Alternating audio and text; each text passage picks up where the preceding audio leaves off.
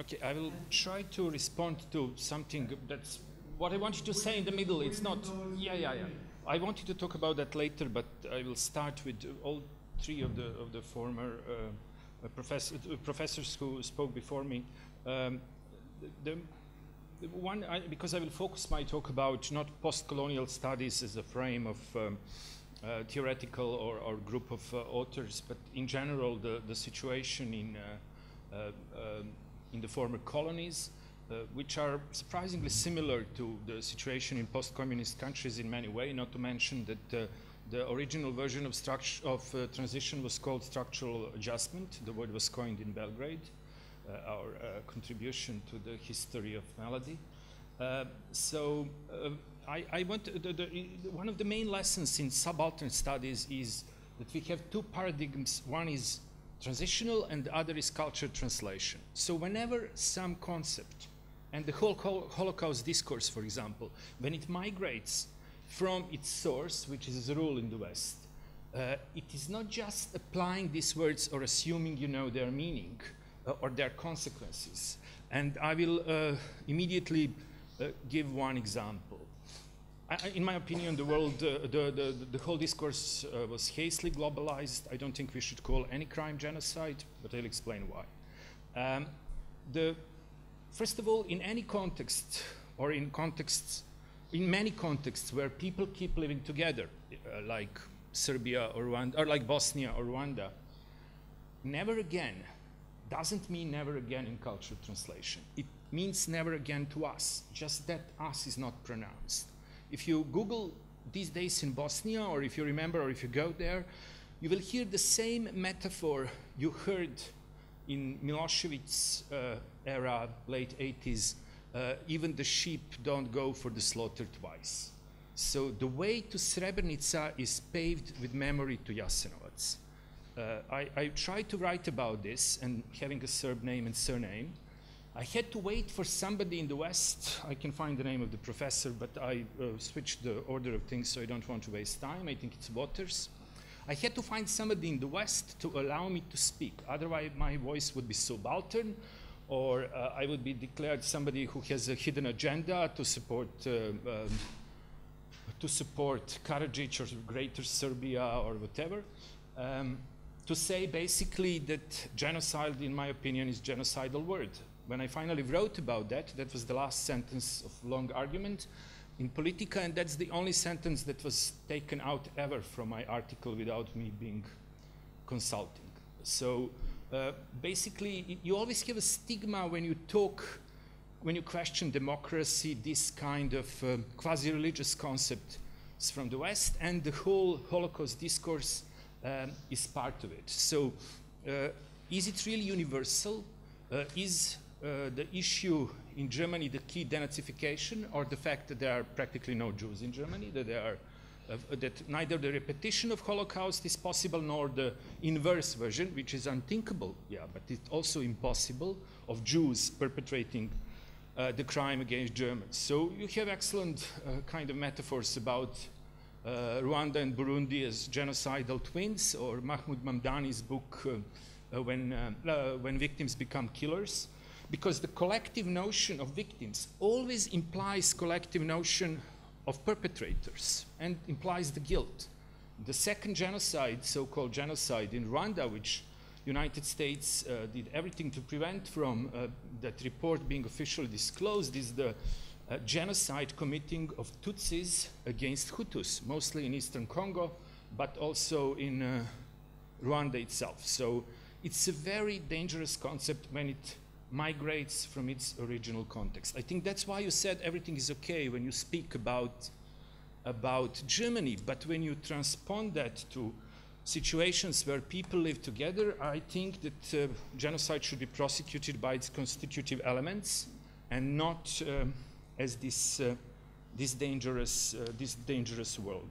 So the whole discourse here of genocide, I used the most successful way I talked about guilt and justice is when I said to the students, I really tried to talk about, other than avoiding the word genocide, which I occasionally use as a kind of catman in my articles, because that's the the way to be legitimately heard, to be kind of respectable. But I agree with almost everything that has been established about that crime. You know, it was organized, I was present in many exhumations, I received threat because of that, reporting it and all of that. By the way, when you mentioned Karaterm, in '95 I entered Karaterm with the Washington Post reporter, and 2 of us were arrested. They didn't ask for anything in Prijedor police station. They said I'm a traitor who was selling my Serb soul for $1. It was $300 that day, but it was expensive soul. But I also went to Srebrenica for more dangerous things for zero, because interestingly, none of our entrepreneurs of transitional justice wanted to go with one reporter, who happens to be David Rode, to Srebrenica to help him report something. At the end, I did it for free for reasons which are not humanitarian, but something else. So basically, there is a genuine problem with, and the reason I was not trained for the tree as police chief, I was one of the few people who saw him dead on that lake, that Simo Drljača, the first arrest in Bosnia, small revenge. The reason why I was not trained for a tree is that the New York Times correspondent realized we didn't come back for 5 hours and called somebody in Washington who called Milosevic. It was '95, so I didn't have experience of being trained for a tree and dying that way in the hills of Bosnia. So you can imagine, and I'm a Serb from Belgrade who worked for foreign media for, you know, as a fixer and then reporter for a long time. You can imagine how somebody in Prijedor can resist anything that that happened. And it happened in Karaterm, yeah, in the factory itself, because we heard the rumors that people are tortured, so we looked for urine. You know, if you torture people, they have to piss somewhere. So that's how we wanted to establish if anybody was tortured or anybody being physically in that space, which used to be empty before that. So I'm emotional. I went through a lot of these things myself, and it's incredibly difficult. The smell of exhumed human bodies and all that is something you, after that at least, I can never talk normally about these things. So when I teach about it, I gave up talking about Srebrenica because my students want to kill one another. They physically stop talking about that. You can do it maybe at peace studies, but even there are people who try to argue that Srebrenica was genocide against the Serbs, that the truth is hidden. So it's really a question how even this effort with formed opinions have success. So my most successful argument, and that says a lot about the state of the flagship transitional justice effort in the region, I was most successful when I said that Ratko Mladic is a war criminal in spite of the Hague Tribunal, not because of whatever they decide, because I do think he's a war criminal, even his, and that Milosevic is also. The problem with transitional justice here are the true believers, how one of the unfortunately highly regarded and brilliant intellectually writer Jelena Subotic writes. Her sentence is hijacking of the transitional justice norm and institutions by the Serbian elites. She blames the failure on that. You can download her book for free. And she never examines these norms. How really are they universal? You know, are they again something which is imposed by the Western power, or this disbalance of power throughout the world? You know, don't forget that genocide is a state-building crime. Pretending to be Charlie, working for Newsweek in Kosovo, I was able to interview many Kosovo Albanians who, and my foreign colleagues participated in the plot of me lying about my ethnic identity, and nobody looks at Newsweek press card, is it Charlie or Zoran? And I repeatedly heard about the second genocide from this morning, about 50th genocide this year. So, you know, basically the whole transitional justice discourse encourages a perverse version of final solution. In right circumstances, with right allies, you can build a nation by dying, not by killing. So we should never forget that in different contexts, the globalized concept or the package, the whole Holocaust discourse have different implications in various ways. Like why a lot of Egyptians supported fascists, because the British were colonial power, and you know, you can spin it in various types of propaganda in the ways you will find arguments, but that concept is meaningless in an Egyptian situation, partly meaningless in a Kosovo situation, when happened to be somebody whom Nazis saved my mother from Albanians in 1943 after Italy capitulated in Kosovo. And I completely understand Albanians. For them, the ultimate evil was the Serbs, not some Nazis. They don't give a shit about Jewish suffering, which was so genuine and paradigmatic from that war. But in a specific context, which can be also seen in Egypt, not to mention Myanmar or Burma, which is incredibly complex story also. Whenever we talk about these things, including the fascism and everything is very dangerous, and how the actors will misuse it. I always remember how before Montenegro's independence, the word genocide was used. You almost need to prove a genocide to get independence. I have a whole collection of articles from their scholars, all of them have PhD, about Serbian genocide. Some call it economic, some call it social. So I wrote an article, "One genocide, please, and let it be massive." Because very often I heard in the zillion, because when you work for American media, you interview all the time, and a lot of that doesn't end up in the papers. For various reasons, our journalists are not prone to interviewing so much. So, that essentializes, the good guys versus bad guys, and also all the victims have a shelf life. The Jasenovac victims' shelf life expired, and shelf life like goods in the shop. When you buy cheese, it says date of expiration, shelf life. How much the product can be consumed in this sense politically, because as I mentioned before, the whole politics in Bosnia today is necropolitical, not in a sense Achille Mbembe used it in sub-Saharan context, though not to distance.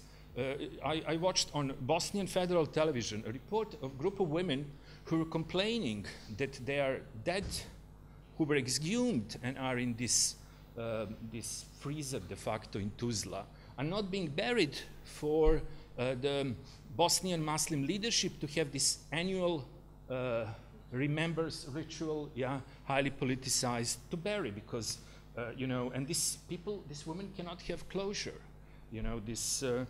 This woman whose men were killed in which is so in the Balkans, the genocide context. The word genocide made a mis-genocide context. Who is the biggest victim? It's so destructive for this region. With this, the sheep don't go to the slaughter twice, which today's Bosnia in many ways, or this victimization. Not to mention that Srebrenica, in the widely accepted discourse in Bosnia, is 11th or 10th genocide against Bosniaks or Bosnian Muslims. Another problem, the terrible way the discourse of transitional justice made a big entry in Serbia is at the Center for Cultural Decontamination. Can you imagine that we got use the word decontamination? We think of humans as rats, who is rats and radiation. And you cannot explain to these people to change that name. How can you achieve anything with transitional justice when it comes from something called Center for Cultural Decontamination? And I got used to that, and a couple very intelligent American journalists who covered other regions, and this was their first story, and I, at that time working as a translator, offer where they should go to interview people. I tried, at that time I had different views.